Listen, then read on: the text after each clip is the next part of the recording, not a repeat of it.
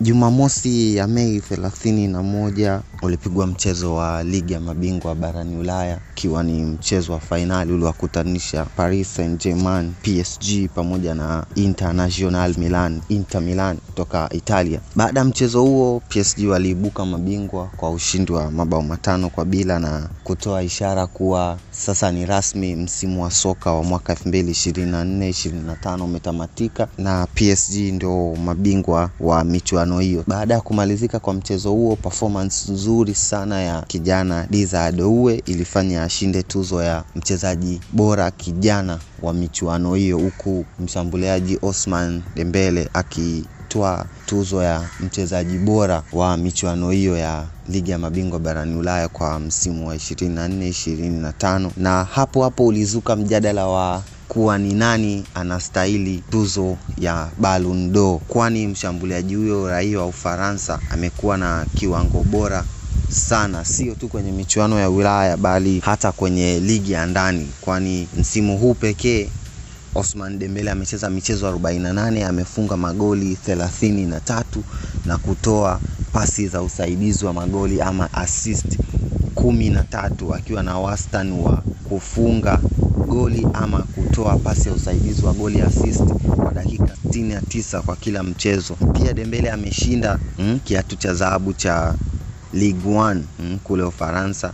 Pia ameshinda mchezaji bora wa Ligue 1. Pia kuongezea hapo kwenye mafanikio ya Ousmane Dembele msimu huu, ametoa taji la Ligue 1 ligi ya Ufaransa, ameshinda Coupe de France, ameshinda Trophée des Champions ya Ufaransa, pia ameshinda Champions League. Watu wengi wamekuwa wakimpigia chapuo na wakiamini tuzo hiyo anastahili kushinda Mfaransa huyo, ila stories zimekuwa nyingi mitandaoni, pia kwenye vijiwe mbalimbali. Wadau wengi wa soka wakiamini tuzo hiyo pia anastahili kushinda kijana Lamine Yamal, kwani amekuwa na kiwango bora sana msimu huu, akifunga magoli 18 na kutoa assist 25 kwenye michuano yote msimu huu. Pia watu wengi wamekuwa wakiamini linapokuja swala la Lamine Yamal zisitumike namba tu, nikiwa na maana ya statistics, bali pia kwa watu waangalie performance alokuwa nayo, namna ana uwezo wa kuamua michezo. Ukiangalia mchezo wa nusu finali Barcelona na Inter Milan alikuwa na kiwango bora. Ukiangalia michezo ya El Clasico, pia ukitupia jicho michezo mbalimbali ya La Liga, Lamine Yamal amekuwa na kiwango bora sana. Pia wengine wanadai kwenye mjadala huu asiwekwe mbali Brazil Rafinha, ukiacha tu kuwa na statistics bora, ila pia kiwango uwanjani kinambeba, kwani Rafinha msimu amefunga magoli 34 na akitoa assist 25 kwenye michuano yote. Pia tusisahau kuwa Lamine Yamal na Rafinha ndo mabingwa wa La Liga msimu huu, na pia walishinda Copa del Rey. Kwa hiyo wengi wanawapigia pia chapuo Lamine na Rafinha.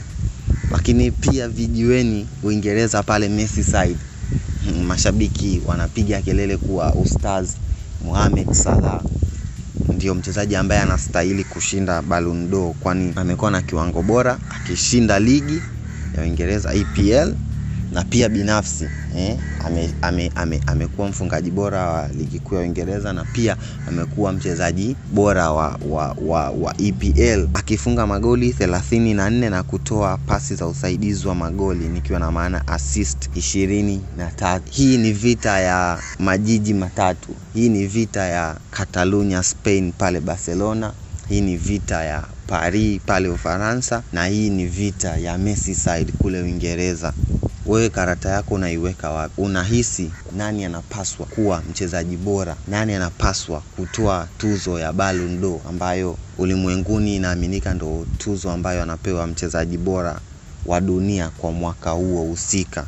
Na kupitisha kwenye dodoso hii ni mimi Moses Kirumbi, na hii ni Dimbani Connect.